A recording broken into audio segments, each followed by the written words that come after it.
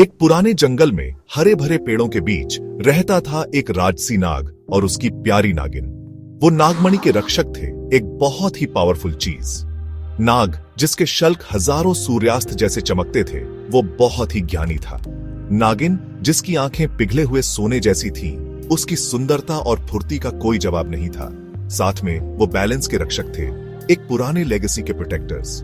उनका प्यार एक कहानी थी जो हवा में फुसफुसाती थी, एक दूसरे के लिए और अपने पवित्र कर्तव्य के प्रति उनकी अटूट भक्ति का प्रमाण।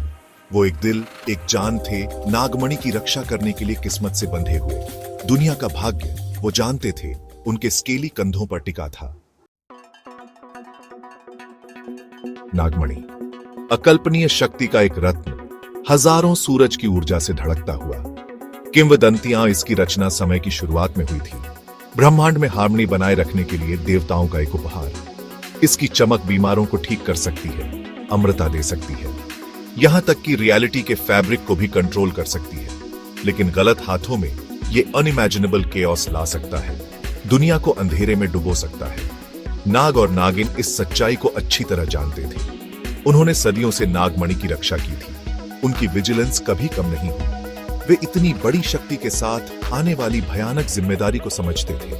पीढ़ियों से नागमणि की कहानी पीढ़ी दर पीढ़ी चली आ रही है। सावधानी और आशा की कहानी उस नाजुक संतुलन की याद दिलाती है जो दुनिया को एक साथ रखता है।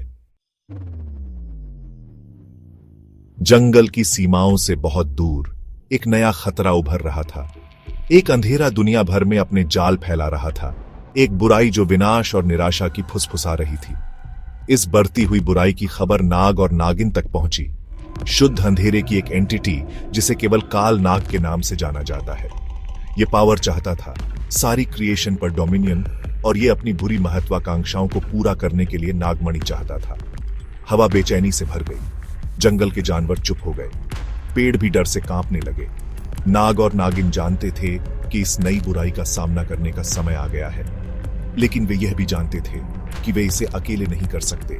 उन्हें मदद की जरूरत थी, और ये एक ऐसी जगह से आएगी जिसकी उन्होंने कभी उम्मीद नहीं की थी। एक अजीब सी एनर्जी एटमॉस्फेयर में दौड़ गई। रियलिटी के फैब्रिक में एक ripple.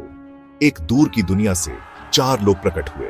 Superman, the man of steel, जिसकी आंखें राइचस फ्यूरी से जल रही थीं। आयरन मैन, एक टेक्नोलॉजिकल मार्वल जिसका सूट पावर से गूंज रहा था। हल्क, प्योर रेज का प्राणी, अपना फ्यूरी अनलीश करने के लिए तैयार। और Thor, the God of thunder, जिसका हैमर म्जोल्नर सेलेस्टियल एनर्जी से क्रैकल कर रहा था। उन्हें एक ऐसी फोर्स ने समन किया था जिसे वे समझ नहीं पा रहे थे। जरूरत की घड़ी में इस दुनिया में खींचे चले आए। कंफ्यूजन ने डिटर्मिनेशन को रास्ता दिया। उन्होंने ग्रेट इविल की प्रेजेंस को महसूस किया और वे लड़ने के लिए तैयार थे। इस दुनिया का भाग्य उन्होंने जल्द ही महसूस किया, अब उनके अपने भाग्य के साथ जुड़ गया था। सेक्शन 5, साया पड़ता है। काल नाग की हंसी जंगल में गूंज उठी, एक चिलिंग साउंड जिससे रूह कांप उठी।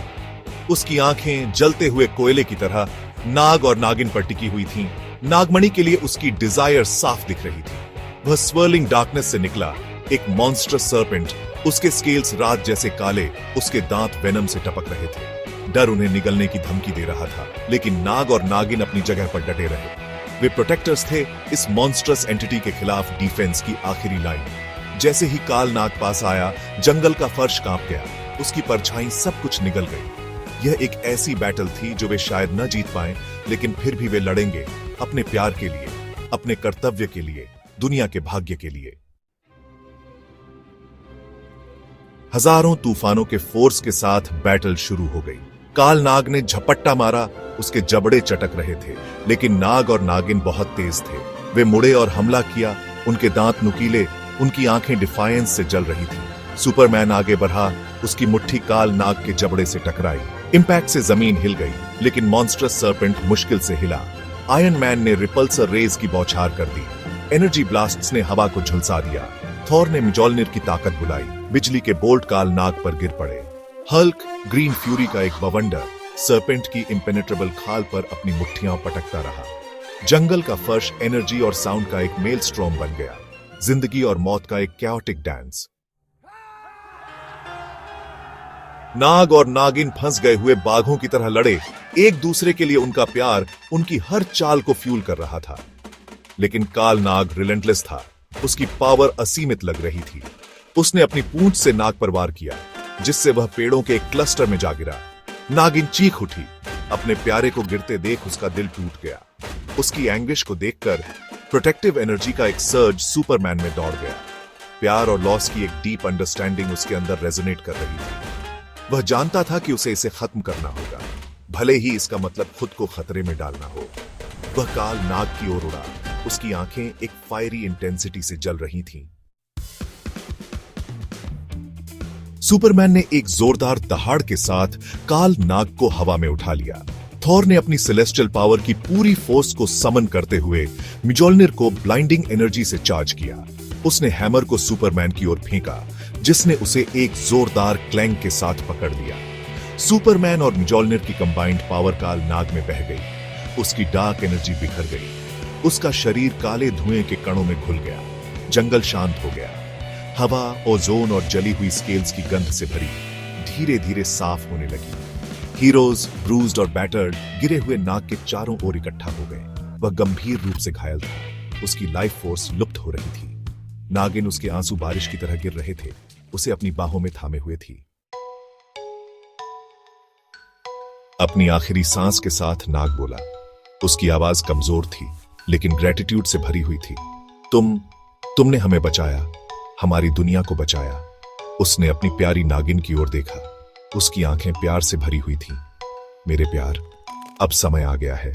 और इसके साथ ही वह चला गया। नागिन, उसका दुख जंगल में गूंज रहा था, हीरोज की ओर देखा। धन्यवाद, उसने फुसफुसाते हुए कहा। आप लड़े सिर्फ हमारे लिए नहीं, बल्कि सभी के लिए। हीरोज इस एक्सपीरियंस से हम्बल्ड, करेज और सैक्रिफाइस का असली मतलब समझ गए। उन्होंने नाग और नागिन के अटूट प्यार को अपनी आंखों से देखा था। ग्रेटर गुड के लिए अपनी जान देने की उनकी इच्छा। यह एक ऐसा सबक था जिसे वे हमेशा अपने साथ रखेंगे। जैसे ही वे अपनी दुनिया में लौटने की तैयारी कर रहे थे, वे जानते थे कि वे जिस दुनिया को पीछे छोड़ रहे हैं वह अच्छे हाथों में है। नागमणि अब एक जेंटल वार्मथ रेडिएट कर रही है, सुरक्षित थी, एक ऐसी दुनिया में आशा की किरण जिसे इसकी सख्त जरूरत थी।